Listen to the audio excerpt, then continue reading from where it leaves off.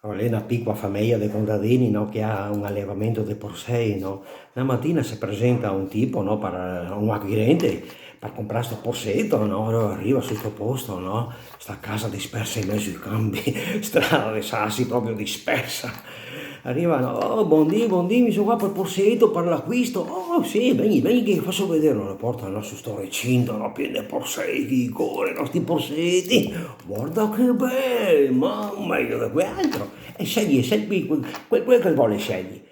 Mi piace che ora guarda quel cuore. E guardi chi c'è, 10.000 franchi e io, mi valo bene. Madonna, mi va bene, no? Ciappa sta porcella di cuore di Dio, no? E che ciappa che ciuccia la coda al Porcel, sto qua pesa 25 kg e 250.000 franchi. E mi scusi, 25 kg, 250.000 franchi, lui ciucciando che la coda e capisce quanto che pesa, ma non è per la cattiveria, che c'è la balanza lì, e poi è pesarmio. Cioè, per mettere in bilancia, la balanza, 25 kg. Ah, Maria Vergine, ma come l'ho fatto? Mai visto una roba del genere? Mamma mia, se dote di famiglia, Salo, mio figlio, la moglie, siamo tutti con questa dote di famiglia. Aspetti che diciamo mio figlio, che faccio vedere anche da mio figlio. Marcino, arriva Marcino, ascolta qua, c'ha un porsetto a caso, che lo pesa, dai.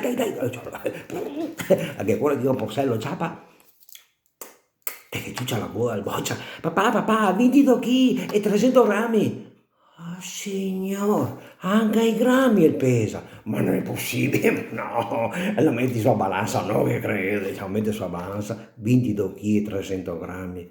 Oh signor, ma sto boccia è fenomenale, ma è proprio una dote, ho detto che avevamo la dote di famiglia qua, ma aspetti che diciamo a mia moglie che faccio vedere anche da ea. Marcino, va, chiama la mamma a casa su poner delle galline, che se Dio da camminare le galline, il boccio, il cuore, no? Dopo 5 minuti torna, papà, ma che ti abbiamo fatto pazienza, mamma si è impegnata, a se Dio pesare il postin.